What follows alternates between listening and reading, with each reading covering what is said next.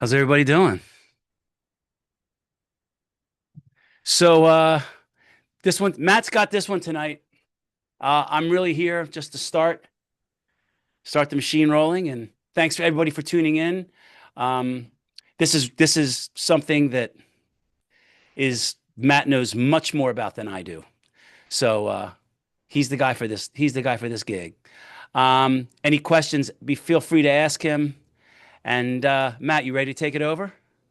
Yes, sir. Okay, man, you got it. I'll talk to you all later, and thank you.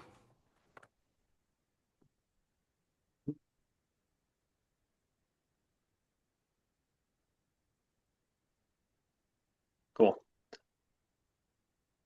Everyone can see my screen, right?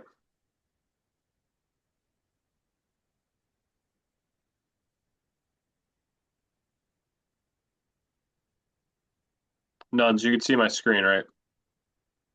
Yes, I can. All right, perfect. Can everybody hear you though? Can someone say they can hear us? I can hear you. Okay, great. Perfect. All right, guys, today from the post you saw, we're going to be going over a pitch design, pitch movement, arsenal review session today. Now, for those of you who don't know, what is pitch design? Pitch design is basically, shaping an athlete's arsenal so we can be able to attack what we want them to work on in terms of a pitch movement standpoint. So, how we go about doing this is just creating overall movement plots that kind of reflect the pitcher and what we feel that they should be doing on the mound, whether it's related to their mechanics or if it's just adding a pitch to help improve their overall arsenal. We kind of try to work from the basics and then add complexity from there, as you'll see when we kind of dive in through this presentation. So, one of the first questions we ask is, what is the fastball profile? We typically like to build our arsenal around an athlete's fastball because the fastball is what sets the tone for development. Essentially, an athlete comes in and we have an initial session with them and we get an idea of what their movement arsenal looks like, what their fastball looks like, and what their off speed looks like.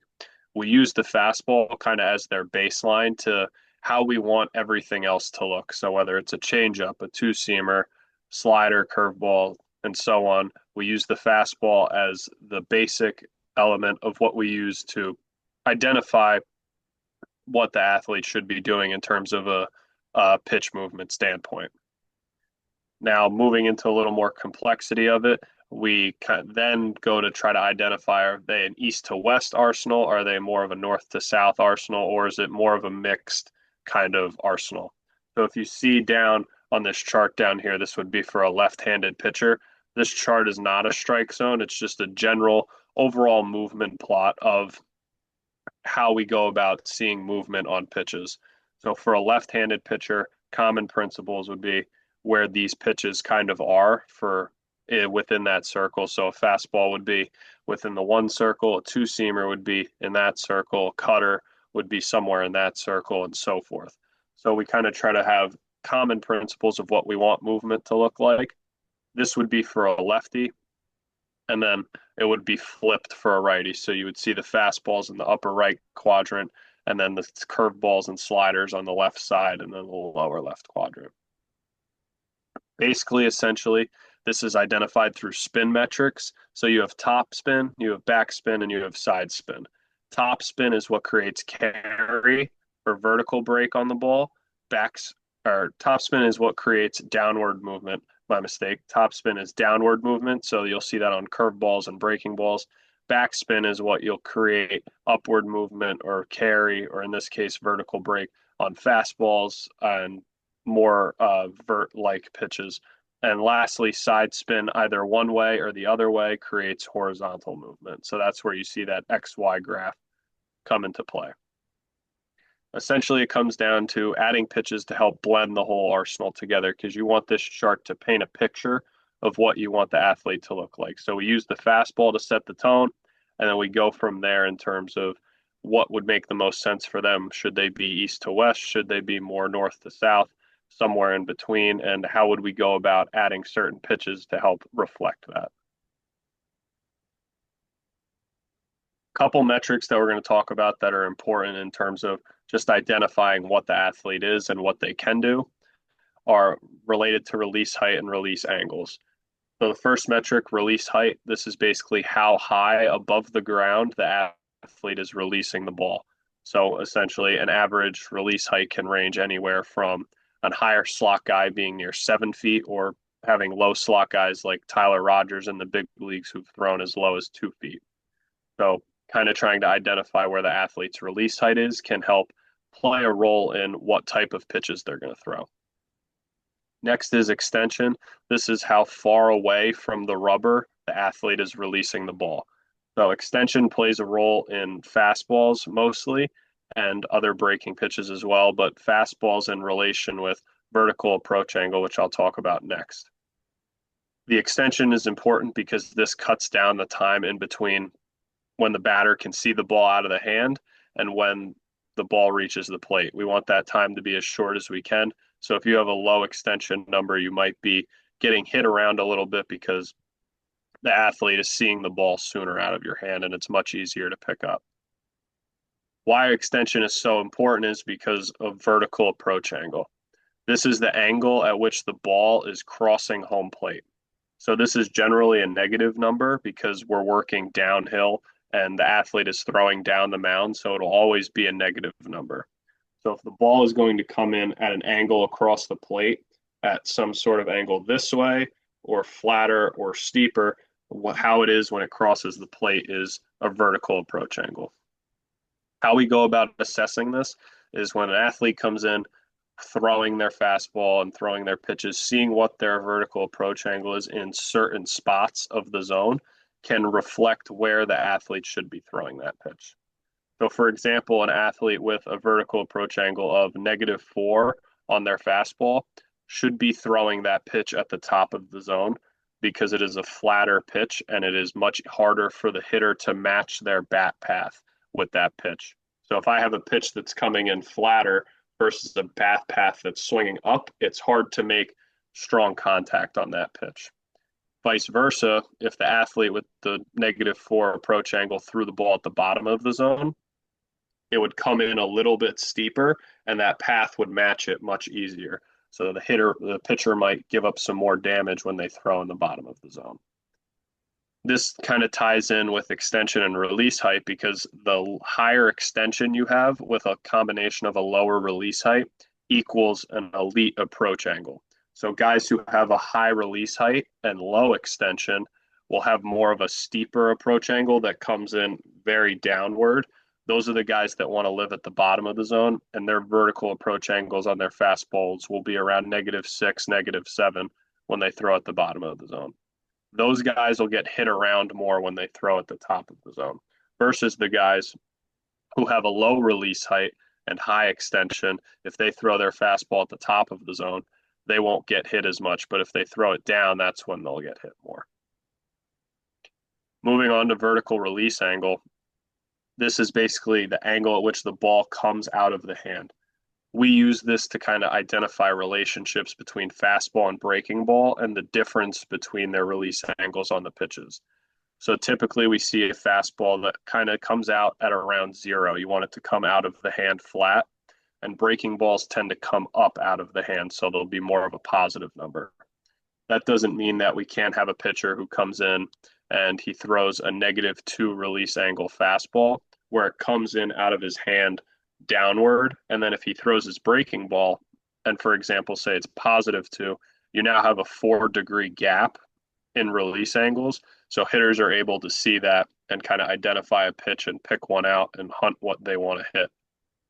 So that's how we use vertical release angle to try to make sure the arsenal blends together, not only from a movement standpoint, but from a release angle and approach angle standpoint. Lastly, horizontal release angle and approach angle are similar to the vertical one. Now we're just working more horizontally. So how the ball comes out of their hand in terms of horizontally, and then how it crosses across the plate horizontally. We typically use this more with lower slot and sidearm guys because if you tend to have a 3/4 or a high over the top guy, you're not having much differentiation horizontally because their arsenal is more north to south. So we use the horizontal aspect for more with lower slot guys. So as we talked about before, release height and extension play a huge role in vertical approach angle. Vertical release angle is something we use to help identify from pitch to pitch to be able for athletes to not have one pitch much different out of the hand than the others. And then horizontal angles we use for more of our lower slot guys.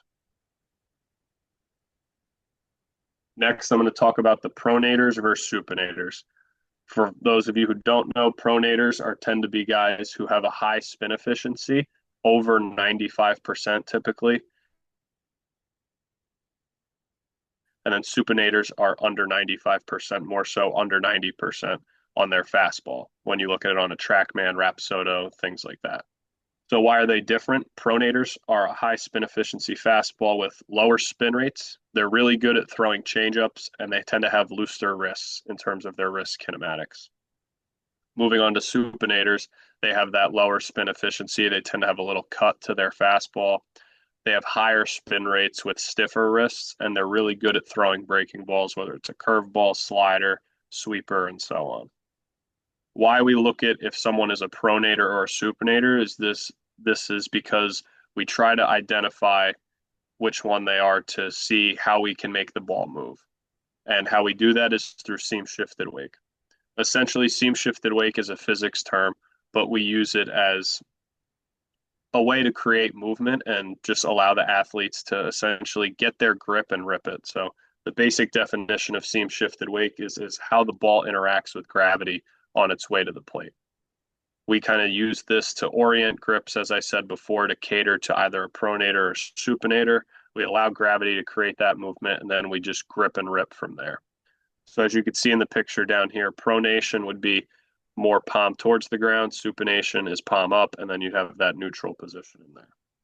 You can have a pronator or a supinator, or you could have someone that kind of falls right in the middle. We typically see around that 93% efficiency on their fastball. These guys are just good at doing everything. So it's the same process of giving them a good grip and then allowing them to grip and rip from there. Now we're going to dive into some different types of pitches, what they mean, and some certain grips. So we're going to talk about four-seamers versus two-seam fastballs. Essentially, there's a four-seamer, which is a high vertical break, low horizontal, a two-seam with more of an average vertical break, a higher horizontal break. You have a one-seamer that has high vertical and horizontal break, more of a ride-run kind of pitch, and then a sinker, which is much lower vertical break and high horizontal break. And I pose the question, which should you throw? This kind of ties back to the release metrics that we talked about before. What kind of mechanics the athlete has? Where is their slot? Are they more over the top? Are they a lower slot guy? We tend to see the higher slot guys throw more of a four seam. And then if they want to have something that has some horizontal break to it, they'll throw that one seam as a ride run kind of pitch. Versus if you have a lower slot athlete, they'll be predominantly sinker based or two seam based. So you can see some of the pictures you have on the screen here. A typical four seam fastball is somewhere in here. You can have your fingers kind of splitting the horseshoe that way with either the horseshoe on the outside of your fingers here, or you could flip it the other way and have the horseshoe on the inside of your fingers this way. And essentially the athlete from here is just pulling down on the seams and ripping down. Different ways you can go about this with the thumb are you could have your thumb underneath the ball, you could tuck your thumb, trying to work on different elements of vertical break in that sense. Moving on to a two seam, typically we have the athlete work somewhere along this axis for a two seam. So a traditional two seam grip, you'd be splitting the seams this way.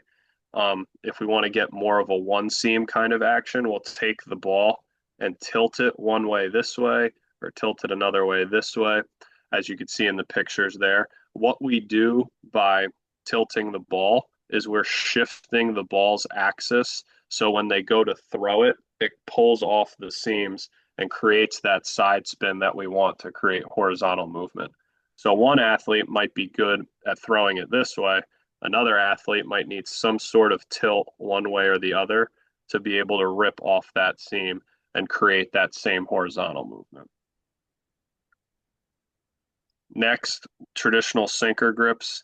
Similar to the other ones before, instead of being kind of spread with the fingers, you'll have your fingers together and you kind of just hover somewhere in the middle here. So one seamers kind of work along this one seam as in its name here. Two seamers and sinkers. Two seamers are a little more spread, sinkers are together, and then you can kind of tilt the ball from there if you need help creating some more horizontal movement by shifting the axis. Next, moving on to changeups and splitters, we have a bunch of different types of changeups, splitters, splinker, split change, things like that that you can kind of go through with guys to see which one is the best. So we have our two seam changeup, which is a traditional two seamer grip with your middle and ring fingers around the seams, and then pointer finger and pinky on the sides with your thumb just underneath. There are four seam changeups where you do the same thing. You just have your middle finger on the four seam here, and similar with the rest of the fingers kind of hovering around it. You can go here. You can walk up around this way, flipping the horseshoe, throwing the same thing. And then similarly with the two seam I mentioned, you could be here. You can work anywhere along this axis of the ball. So I could be here. I could walk it down to the bottom of the horseshoe this way. I could walk it up to the top of the horseshoe as well. Just creating some sort of movement off that axis is considered a two seam. Moving on to a split change, this would be more so working predominantly with my pointer and my middle finger, and then splitting the seams this way. Here, I could work along the axis this way. Same thing as the two seam changeup. I'm working up and down somewhere along this axis to create that movement. Split change and splinker are often interchangeable. Splinkers tend to be a little bit wider of a grip. So if my split change is here, my splinker is going to be a little wider with my pointer finger out. And lastly, splitters is where you get those funky grips where the guys are shoving it between their fingers and just getting super wide. Why you see some guys do this is because athletes have a hard time lowering the spin and creating some depth on the pitch. If an athlete is throwing changeups or split changes and they're not getting a lot of downward movement on it, that's when you'll see them go to a super wide grip and throw a splitter, because this takes spin off of the ball, so you have a lower amount of RPMs, and that is what helps them create that downward movement. So the question I posed is, how does seam shifted wake apply to these pitches? So I'll start with a two seam changeup. By throwing it this way, and I have my fingers here, the goal is to create spin off the ball sideways. So if I can create side spin, I'm going to allow the ball to spin to the plate like this. What is happening is the top part of the ball is facing the sky. As it travels towards home plate, gravity is going to push it down. And then because it's side spinning, you're going to have that horizontal movement, and then gravity is what's going to create that downward movement. So essentially for all these pitches, you're trying to create that feeling of being on the side of it and ripping this way. So you get the top part of the baseball this way, and you have side spin. That's what's going to create changeups to move. For a supinator, they're just going to grip it and rip it this way and throw it like their fastball. Or a pronator, they're going to get to the inside of it and pronate across. And as they pronate across, they'll create that same movement. So you can do this with a two seam changeup, four seam changeup, splitter. You're just all trying to create that movement that allows the ball to kind of park up at the top here, and then it has side spin and gravity does the rest as it travels towards the plate. Next, moving on to cutters, sliders, sweepers, and curveballs, basically all supinated pitches in the arsenal, and which one makes sense for you. So typically athletes come in and they normally have one, maybe two breaking balls. We want this pitch to reflect what their fastball looks like. So if you're predominantly a four seam fastball, high carry guy, we might work on throwing a curveball with you. If you're predominantly a two seam sinker guy, we might work on more of a horizontal breaking ball like a sweeper. It all kind of depends on where your fastball is, and then using cutters or small sliders in the middle more as bridge pitches, which I'll talk about in a little bit. But some basic curveball grips are kind of hooking the horseshoe here on the seam. You can work here. You can work at the bottom of the seam as well and hooking down here. Some slider grips, you can kind of hook the two seam platform over here. If you want to get more of a sweeper type pitch, you can hook around the outer part of this horseshoe here. Going back to the two seam platform, you can do the same thing and be a little wider with your fingers and get around it this way. You can also go about adding a spike to any of these pitches, which I'll talk about in a little bit. But adding a spike to anything here or here, this helps create wrist stiffness, which helps the athletes get around their breaking ball, which ultimately creates more movement. So if you're having a trouble throwing breaking balls and seeing that bigger type of breaking ball, you'll add that spike to help create that movement because you're allowing your wrist to stay in a stable position and you can fully get around the ball. Lastly, some cutter grips. We can go a traditional fastball grip and then offset the ball a little bit to pull the side of it. We can hook the bottom of this horseshoe here and then pull the outside of it. Similarly, down here, bottom of the horseshoe, and pull the outside of it. So which one makes sense for you in your arsenal? Like I said before, it kind of ties all the way back to the fastball. You want your breaking ball to reflect what your fastball looks like. Talking about the bridge pitches with more of the cutters and the sliders, I'll show you on another slide later.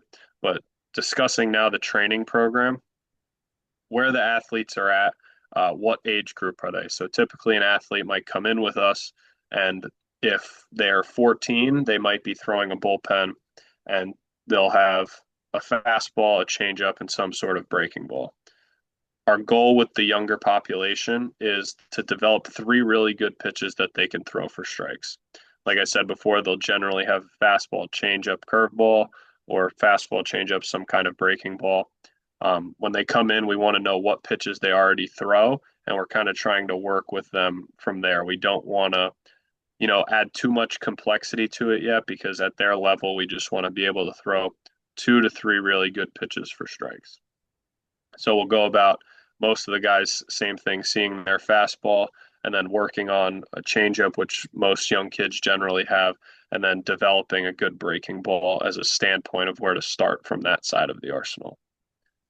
And as you age and get older into high school, 16, 17, 18 years old, we could start to add more to the arsenal, adding those bridge pitches that I talked about, which are cutters, sliders, or sinkers. Basically, we want to build a strong foundation and then add complexity and diversity to it. Going back to the bridge pitches, why we add these in are because we want to add some differentiation to the arsenal. So if you have a fastball, if you think back to the chart at the beginning, a fastball top end of one and a curveball at the bottom end of the other chart, you have a big gap in terms of your overall movement of 2 pitches. So kind of relating it to the release metrics, if I have a vertical release angle that goes up one out of the hand and one down out of the hand, that's a big gap there that the athlete can pick up a pitch who's hitting and kind of take one out and focus on the other one. Same thing goes for movement. If my fastball's here, my breaking ball's down here, there's a big gap in here that the athlete can identify a pitch just out of the hand. So we add those bridge pitches like a cutter or a slider that kind of fall right in the middle of those to keep the hitter honest and make them respect the whole arsenal. Similarly with sinkers, we have a fastball and a changeup. We kind of add that sinker or 2-seamer in between there as well. And you can see that on the movement chart down here at the bottom of the screen. Red is a fastball, yellow is a sweeper. With this athlete, we added a cutter that falls right in the middle to create separation amongst those pitches. So being able to have some sort of gap amongst those pitches, but not too big of a gap, will help keep the hitters honest and not let the hitter pick up on one or have a hard time getting hitters out if you have 2 pitches that are too far apart. Putting it all together now, what we wanted to focus on is when an athlete first comes in is building off of the fastball. Which is best for you that we talked about, whether it's a 4-seam, 2-seam, sinker, 1-seam, whichever one works best for you given your release height and your release angles. This can change, obviously. Say an athlete changes release heights, or we recommend if an athlete needs to lower their slot based off of their movement assessment. We have to keep this in mind as their fastball profile might change if we change their release metrics as well. So we want to build off the fastball and then work from there. Using seam shifted wake to your advantage, whether you're a pronator or supinator, identifying your wrist kinematics. Do you have a looser wrist? Do you have a stiffer wrist? Are you better at throwing changeups naturally, breaking balls? How do we need to go about identifying this and then using that to create grips and setups to allow the athlete to just grip and rip it? So overall, pronators tend to be better at changeups, supinators better at breaking balls. So kind of working with that to the best of our ability. Lastly, breaking balls require tension. Like I said before, creating wrist stiffness, adding a spike, picking the proper grip to allow the athlete to make the ball move how we want so it reflects their fastball. And lastly, overall, just creating separation amongst the pitches, as you can see down here in the chart. There's a little gap between each pitch. Not any pitch is the same in terms of their overall movement. And then they also have differences in velo while all coming from the same release point that you can see on the right as well. So ultimately, we want to paint a picture of the athlete's arsenal that looks similar to this for a high level guy. If you're more of a younger athlete, we might take away the pink one and the orange dot, and that'll look more of what it looks like for a younger athlete. That is the end of my presentation. I'm going to open up the floor to any of you guys if you guys have any questions on any of what I just talked about, or if you want to just discuss anything about pitch design.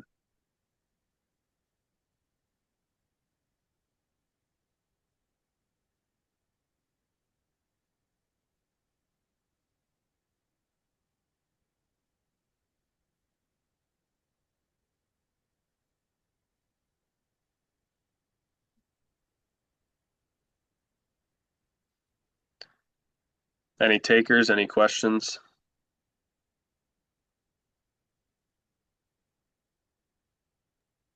I would just ask, when you have those loose wrist guys, are you attacking like to also stiffen them up slightly in the weight room too, wrists, or like let it be and then just like immediately just go to the spike grip to stiffen up? Yeah, typically what we'll have if guys are having a hard time creating that stiffness with their wrist in the weight room in some sort of pre-throw or activation work before they start throwing with us, we'll give them an exercise or two to, promote some sort of wrist stiffness, whether it's a eccentric bicep curl where you're focusing on keeping the wrist stiff or some sort of forearm exercise where we're working on uh, creating some of that stiffness there. So typically we will add the spike if they're still having some sort of hard time with it on the mound, but we'll also try to do it in the weight room as well. Sweet.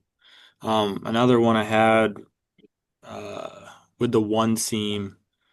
I mean, like, what situations are you going to the one seamer? And like, what metrics are you specifically looking at from like a vertical break and horizontal break?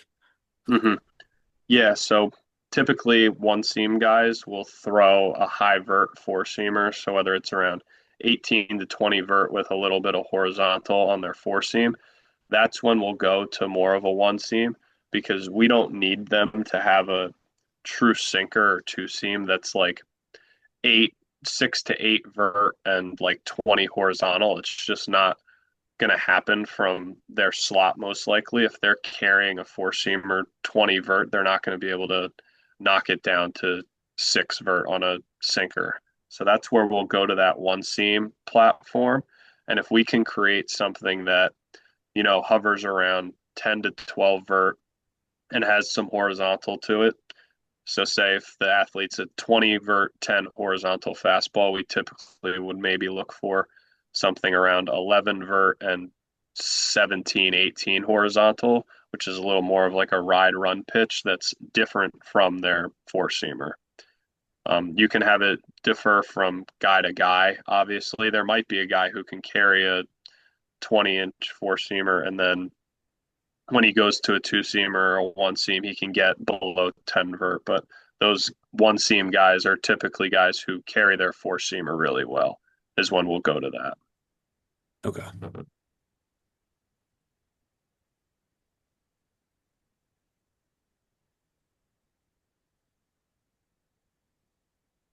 Any other questions?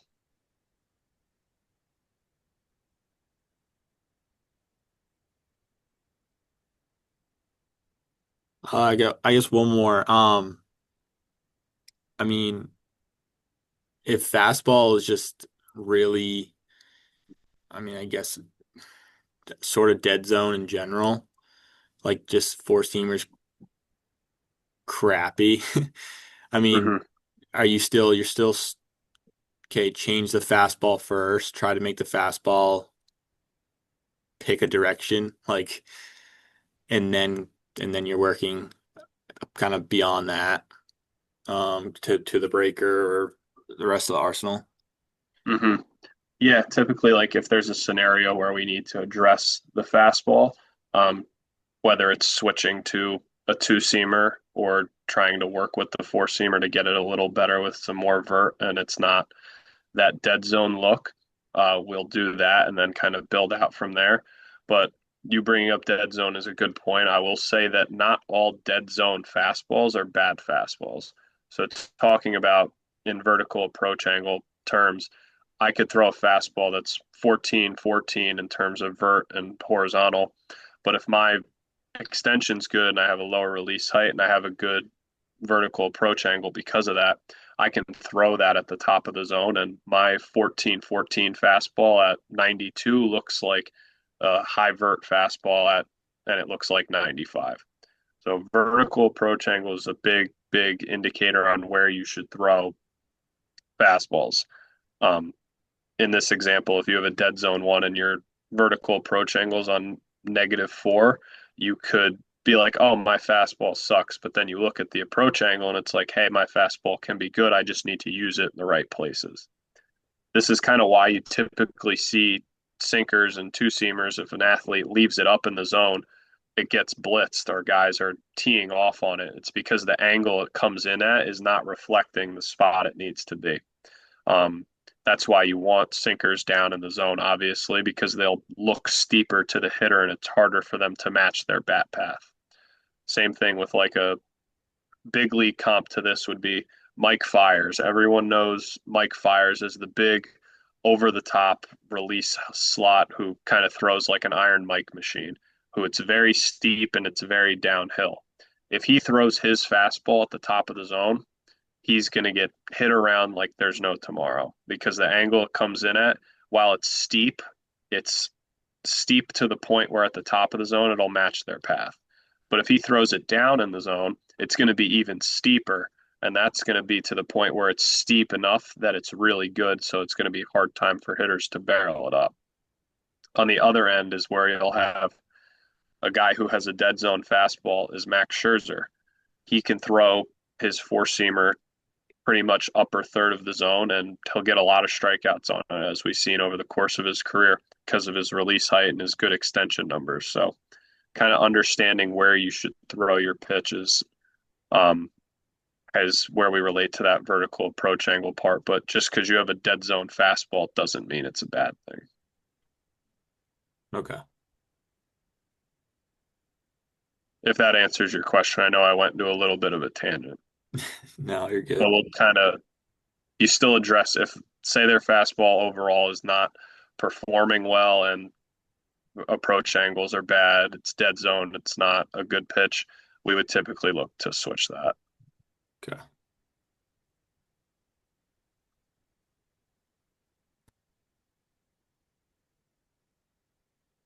If no one has any other questions, that'll wrap it up for today. Um, Next week, we're going to have another Zoom call going over how to create velocity. It's going to go into the weight room side of it, and it's also going to go into the mechanical side of it on the mound as well. So I hope to see you guys there for that, and you have a great rest of your night. Appreciate it. Thank you. Great, thank you. That was Sir. very helpful. Yes, sir. Thank you.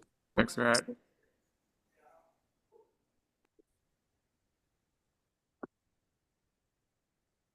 Good timing, Nuns. We just finished.